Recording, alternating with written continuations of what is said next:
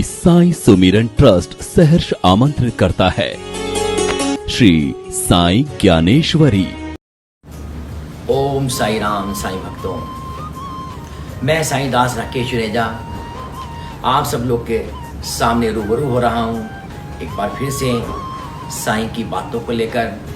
हालांकि आज हम सब लोग इस दौर से गुजर रहे हैं कि चारों तरफ कोरोना की महामारी की चारों तरफ भयंकर आग सी लगी हुई है और इस आग के अंदर में न जाने कितने लोग झुलस गए हैं। लेकिन साईं भक्तों, अगर आप ध्यान से देखें तो हम में से काफ़ी लोग ठीक भी हो रहे हैं, बहुत जल्दी भी ठीक हो रहे हैं। कुछ लोगों पर ये आपदा ज़्यादा आ रही है।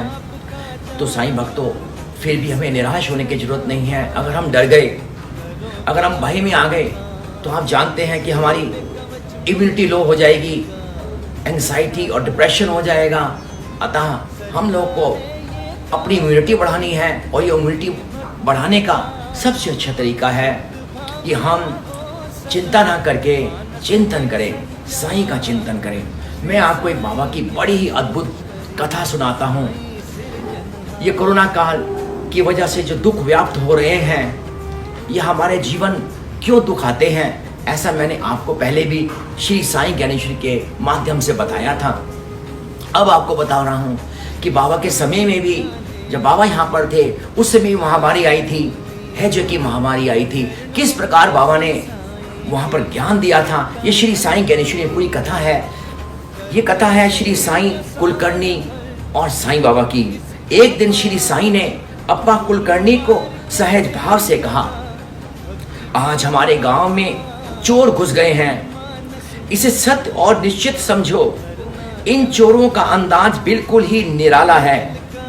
ये घर से वस्तुएं एवं सामग्री उठाकर नहीं ले जाते। इनकी दृष्टि व्यक्ति की सबसे अनमोल संपत्ति पर केंद्रित रहती है, जिसे वे हर के ले जाते हैं। ये अनोखा चोर किसी को दिखाई नहीं देता, इसे कोई पकड़ नहीं सकता। ये बड़ा ही धूर्त है।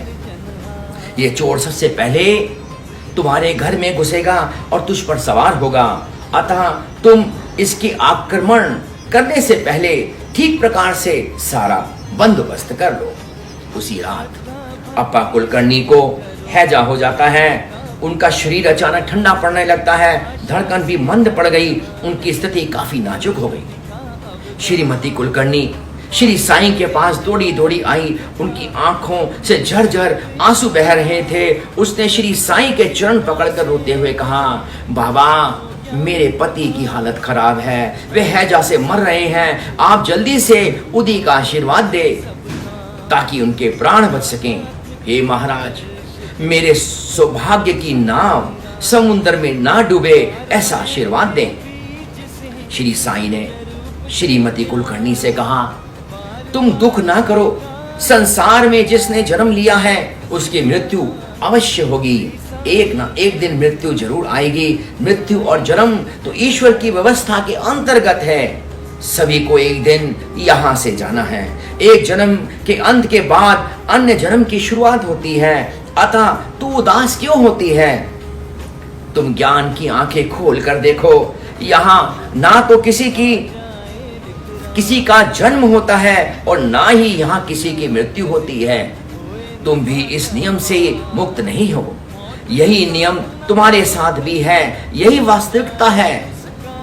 जैसे परिधान यानी कि वस्त्र पुराना हो जाता है तो लोग उसे उतार फेंकते हैं, या फिर परिधान पसंद नहीं आता तो उसको त्याग कर देते हैं, वैसे ही इस शरीर रूपी परिधान के जीर्ण शीर्ण होने के या नापसंद आने पर प्राण यानी कि आत्मा उसे छोड़ देती है। ये प्राण तो ईश्वर का अंश है, अक्षय, अभंग और निर्विकल्प यानी कि हर समय एक समान रहने वाला। तुम मुझसे उदी ना मांगो, फटे वस्त्र पर पेबंद लगाने का प्रयास ना करो, उदी की आड़ से उसे मत रोको, उसे अपने गंतव्य स्थान पर जाने दो। मेरी आंखों के सामने वह वस्त्र अभी अभी बदलने वाला है, नए वस्त्र उसके सामने हैं, वह उसे धारण करने की तैयारी कर रहा है। तू उसकी राह में बीच में न आ, उसके लिए बाधा ना बन। अप्पा को सदगति मिलने वाली है, आगे चलकर वो मोक्ष को प्राप्त होगा। तुम्हारी इन आंखों के सामने जो सत्य निश्चित रूप से घटित होता है उसे घटित होने दो। व्यर्थ की चिंता ना करो, अनावश्यक आंसू ना बहाओ। श्री साईं ने श्रीमती कुलकर्णी को घर लौट जाने को कहा। उसकी आंखों के सामने कुछ ही क्षण में अप्पा के प्राण निकल गए। हे साईं भक्तों, जैसा कि आपने देखा बाबा ने कुलकर्णी की पत्नी को ज्ञान दिया, वह ज्ञान जो भगवान श्री कृष्ण ने भी भगवत गीता में अर्जुन को दिया था। तो साईं भक्तों, हमें चिंता नहीं करनी, चिंतन करना है, क्योंकि जो हमारे भाग्य में लिखा है, जो हमारे कर्मों के अनुसार हमें गति प्राप्त है, उसके अनुसार हमारा जब तक ये जीवन है, जब तक यहाँ पर हैं हम। और आप सब लोग देख रहे हैं कि कोरोना काल से सब त्रस्त और व्यस्त हैं, और ज्यादातर लोग एंजाइटी, डिप्रेशन, इस कारण ज्यादा बीमार हो रहे हैं। देखिए, ये कोरोना काल जैसा है वैसे है जा था। बाबा ने उस समय भी बहुत लोगों की मदद करी थी, कई लोगों को निरोग भी किया था। बाबा आज भी सबको निरोग भी करते हैं। कितने भक्तों के फोन आते हैं मुझे, कितने भक्त बताते हैं कि कोरोना काल के अंदर में बाबा ने किस प्रकार से उनकी मदद करी। हे साईं भक्तों, घबराने की बात नहीं है। मुझे भी कोरोना हुआ, मेरे फादर को भी, जो 86 ईयर्स के हैं, उनको भी कोरोना हुआ। वो हार्ट के पेशेंट थे, उनकी धड़कन भी बहुत कम चलती थी, पेस मेकर लगा हुआ है। लेकिन बाबा की कृपा से हम सब लोग बच गए। कितने सारे भक्त लोग बच भी गए, क्योंकि हम लोगों ने उस कोरोना दौरान, उस आइसोलेशन 14 दिन के अंदर में सुबह से लेके शाम तक बाबा की चारों आरतियां करी, श्री साईं सचित्र का पाठ किया, श्री साईं ज्ञानेश्वरी का लगातार पाठ किया। श्री साईं ज्ञानेश्वरी में 9वें अध्याय में फलश्रुति में इसके प्रायण का जो हमें फल मिलता है, उस फल के अंदर में ऐसा लिखा गया है, आश्वासन दिया गया है दास गनु महाराज जी द्वारा, कि जो इस ग्रंथ का लगातार प्रायण करता है, और प्रायण की विधि है, प्रायण करता है तो आपातकाल में, यानी कि इमरजेंसी में, जब महामारी आती है या प्रकोप आते हैं, प्राकृतिक प्रकोप आते हैं, तो हमारी अकाल मृत्यु नहीं होती। किसी भी भक्त की अकाल मृत्यु नहीं होती साईं भक्तों। बस आपको श्रद्धा और सबूरी से साईं ज्ञानेश्वरी का पाठ करना है। ये एक दवाई है, इसको दवाई के तौर पे आप समझ सकते हैं। और श्री साईं ज्ञानेश्वरी के पठन से कोरोना काल के अंदर में अननेचुरल डेथ जो होती है वो नहीं होगी, ये आश्वासन है।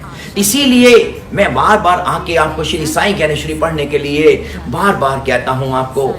और श्री साईं ज्ञानेश्वरी की आज ऐप भी मौजूद है, गूगल प्ले स्टोर में भी है, और आज एप्पल में भी, एप्पल स्टोर में भी ये उपलब्ध हो चुकी है। ये फ्री ऐप है, इसके अंदर सब प्रकार की किताबें हैं बाबा की ज्ञानेश्वरी की, हर लैंग्वेज में है, तमिल में है, तेलुगु में है, कन्नड़ में है, हिंदी में है, इंग्लिश में है, डच लैंग्वेज में है। आप किसी में भी प्रायण कर सकते हैं। और उसके साथ साथ इसकी ऑडियो बुक्स भी हैं हर लैंग्वेज के अंदर में। और उसके बाद में भी अगर आप किताब चाहते हैं तो आप ये किताब श्री साईं ज्ञानेश्वरी आपके घर ये किताब भिजवा दी जाएगी, निःशुल्क भिजवा दी जाएगी। ये कोरोना काल के अंदर में बाबा ने प्रेरणा दी है कि ज्ञानेश्वरी सब लोग पढ़ें। ए साईं भक्तों, इस ज्ञानेश्वरी के अंदर में जो दास गनु जी ने आश्वासन दिया है कि हमारी मृत्यु नहीं होती, तो मृत्यु क्यों नहीं होती उसका राज भी मैं आपके सामने बता देना चाहता हूं। जब हम ज्ञानेश्वरी पढ़ते हैं तो हमारे अज्ञान का विनाश होता है, मोह का विनाश होता है। इस दुनिया में संसारिक मटेरियलिस्टिक चीजों के प्रति जो हमारे मोह के कारण हमारे कर्म बंधन होते हैं वो छिन्न भिन्न हो जाते हैं, और हमें इस संसार से मुक्ति प्राप्त हो जाती है। वो ज्ञान उपलब्ध हो जाता है जिससे हम मुक्ति की तरफ अग्रसित होते हैं, आत्म साक्षात्कार की तरफ अग्रसित होते हैं। और जैसा कि बाबा ने कुलकर्णी की पत्नी को बताया कि ज्ञान की आंखों से, यानी कि जब ज्ञान प्राप्त कर लेते हो तो मृत्यु नहीं होती, हम अमर हैं, हमेशा अमर रहेंगे। अगर हम बाबा का चिंतन करेंगे तो आखिरी समय के अंदर में भी, कोरोना जब भी आएगा या काल जब भी आएगा, भाई रहना तो किसी ने नहीं है, सबने एक दिन जाना है। तो अगर बाबा के ध्यान के अंदर, बाबा के चिंतन में, बाबा की सेवा के अंदर में हमने जीवन को बिता दिया, उनके ध्यान में, तो जैसा कि गीता में भी लिखा है कि जो अंत समय के अंदर में जिसके ध्यान में शरीर को छोड़ता है वह उसी को पाता है। तो आई साईं भक्ते, डर किस बात का, बाबा हमारे साथ हैं, बाबा कहीं गए नहीं, वह तो अदृश्य रूप से हम सब लोगों की सहायता कर रहे हैं। तो कृपया करके ज्ञानेश्वरी का पाठ करिए। और मैं दास गुरु अपने गुरु की तरफ से आपको आश्वासन देता हूं कि साईं बाबा की इतनी कृपा होगी, ये मृत्यु भी टल जाएगी, आपातकाल में आप सब लोग सुरक्षित बचेंगे। इस ग्रंथ का पाठ जरूर करें। जय साई राम। बोलिए सदगुरु श्री साईनाथ महाराज की जय हो। ओम साई राम। मैं चित्रकार नवनीत अग्निहोत्री।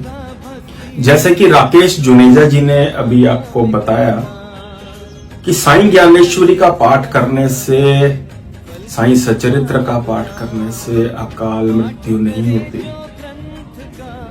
साईं भक्तों, डरने की बिल्कुल जरूरत नहीं है। जिस तरीके से ये प्रॉब्लम आई है कोरोना की, ऐसे ये चली भी जाएगी।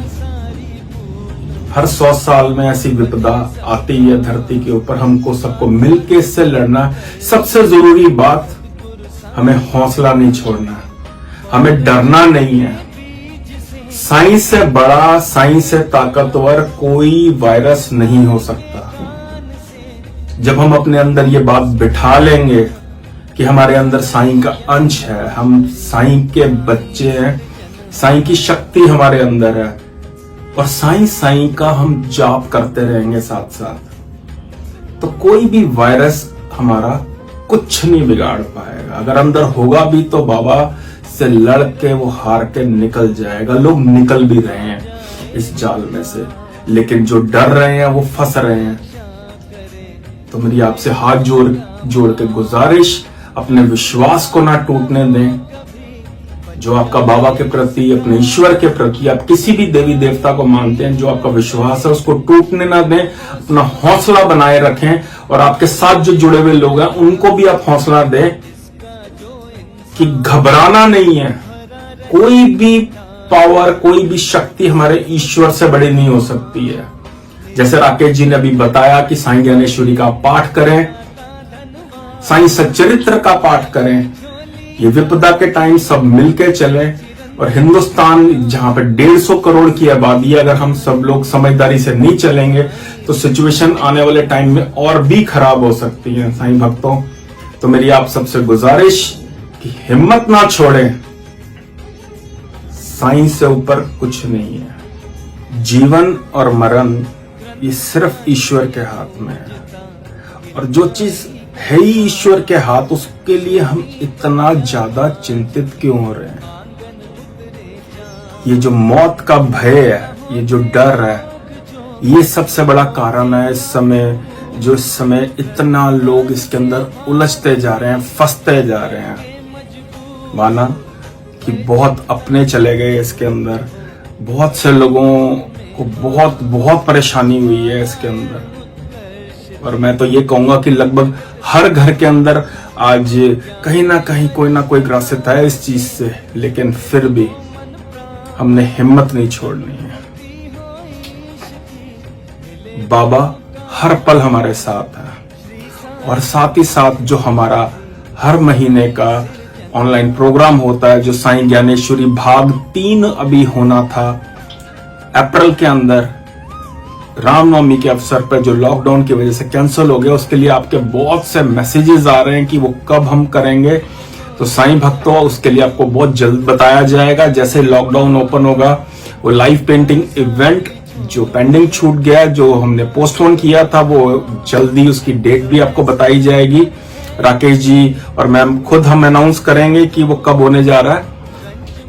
तो इस समय सबसे जरूरी है कि आप सब सेहतमंद रहें, अपने घर पे रहें, सुरक्षित रहें। इसी कामना के साथ मैं चित्रकार नवनीत अग्निहोत्री आप लोगों से इजाजत लेता हूं। ओम साई राम।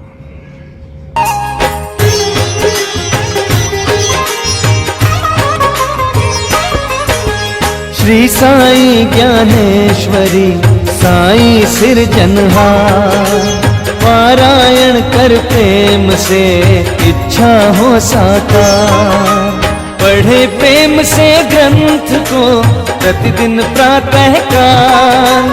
एक साल में दूर हो त्रिविध ताप का जाल। निस दिन श्रद्धा भाव से करो काव्य का गान।